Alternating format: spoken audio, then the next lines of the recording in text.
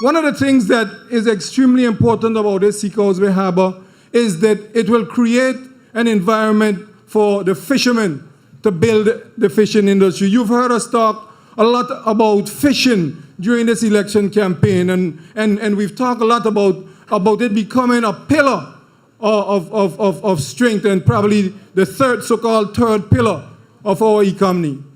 But that is extremely important for the future of this community, and OJ has put forward a plan to build it. Fishing is critical. I want to say a few things that is troubling in my spirit. You know, I'm uncomfortable about some of the stuff. You know, my spirit is uneasy because there's a debate raging in the country about fishing and who's getting what and who's not getting what and what is what and what's not. Listen, my people. We cannot build a country by ourselves. Let's not fool ourselves. The census said that only 30.9% of people living in this country are actually born here. Let us get real. 60.1% of people are not born here. Every single person sitting here, I could almost guarantee, have a sister, or brother, aunt, or uncle, or cousin that is related to somebody from another country. We got to be real about ourselves. The census say 96% of everybody who employed in the country is employed in the service sector. We've got to be real. We cannot build a country by sowing seeds of discord. Them against we and we against them. It cannot happen.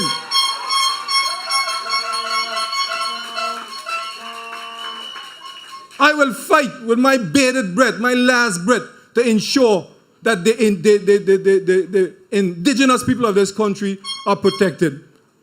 But I will fight with the realities in mind that we can't do it by creating divisions. It cannot work.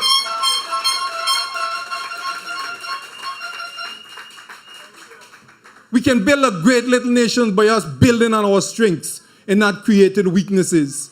We can build a great little nation by looking at the things that unite us instead of the things that divide us. And I see some individuals trying to use fishing to divide us in this country because fishing is obviously something that is going to be lucrative. I read something in the papers this week that there was a meeting on Anigada, and a young aspiring leader in this country went over there and said some things that just have me deeply troubled. Because OJ wouldn't do something like this. OJ will check his facts. And he will ensure that when he speaks from a position of strength and not just trying to get votes.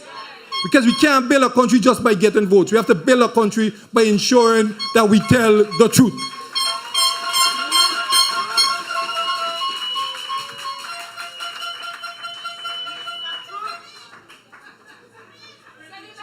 We did a study recently. That said that 90% of all visitors to this country come because of our environment, because of the natural beauty.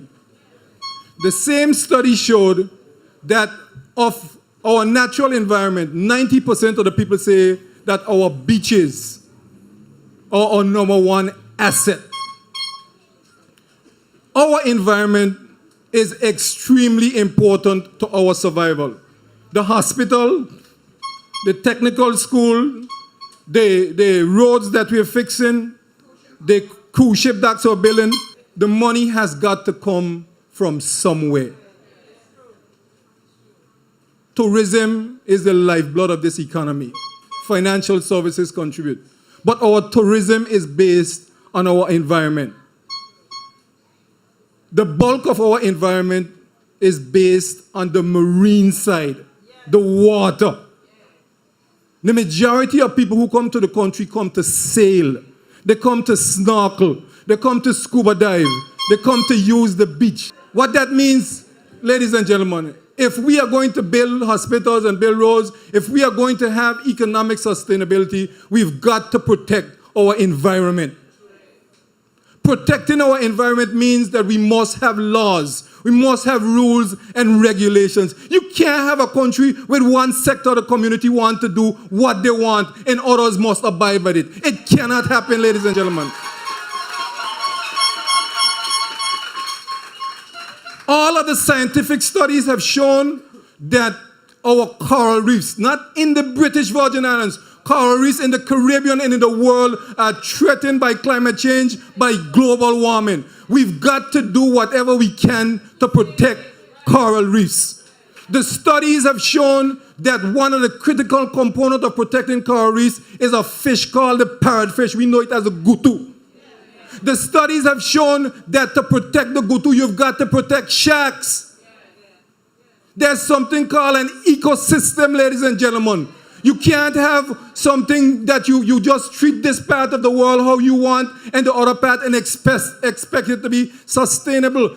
Climate change is very real. The environment is our means of survival. We've got to protect it with our life. If we don't protect our environment, we do not have a fishing industry.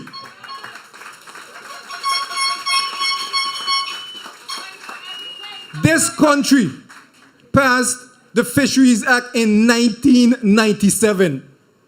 It passed the regulations in 2003. The regulations give authority to protect certain areas within the confines of the British Virgin Islands, both terrestrial and marine, both on the land and in the water.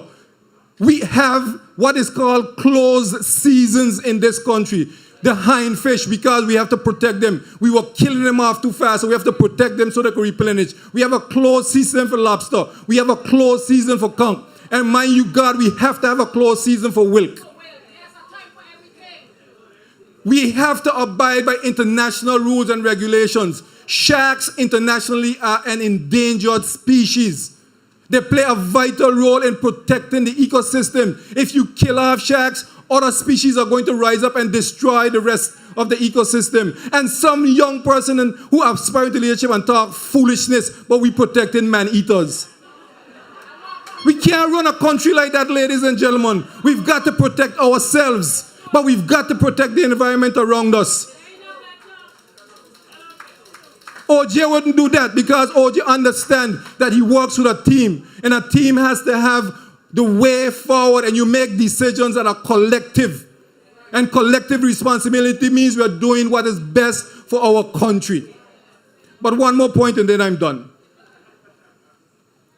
This article that was published in the online news said, and I quote, "Given the size of the Aniguera population, why would anyone want to limit you to where you can fish or where you cannot fish? Why would anyone want to establish a man-eating shark zone?"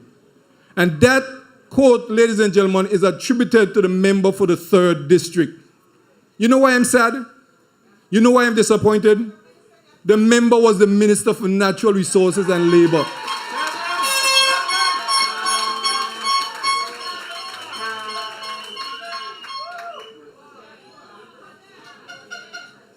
That is painful, ladies and gentlemen, that those of us who have responsibility could say things just for temporary purposes. We've got to protect our future. Protecting our future means we've got to put the building blocks. Building blocks are not only concrete, ladies and gentlemen. Structures are built on other things, such as the rules and regulations.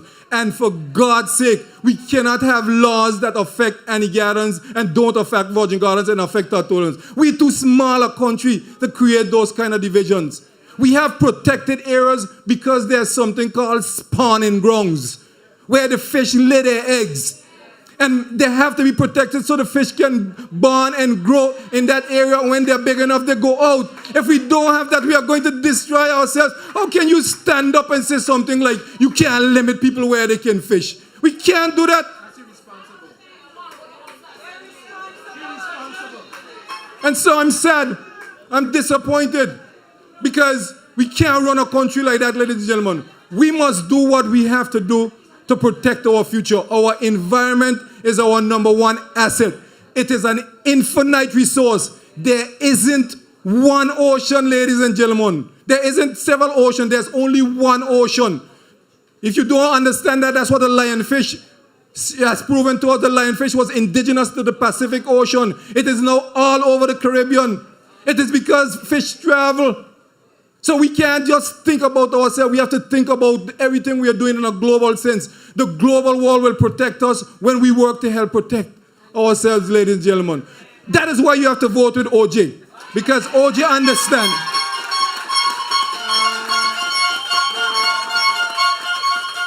That is why you have to vote for the National Democratic Party, because this is a team.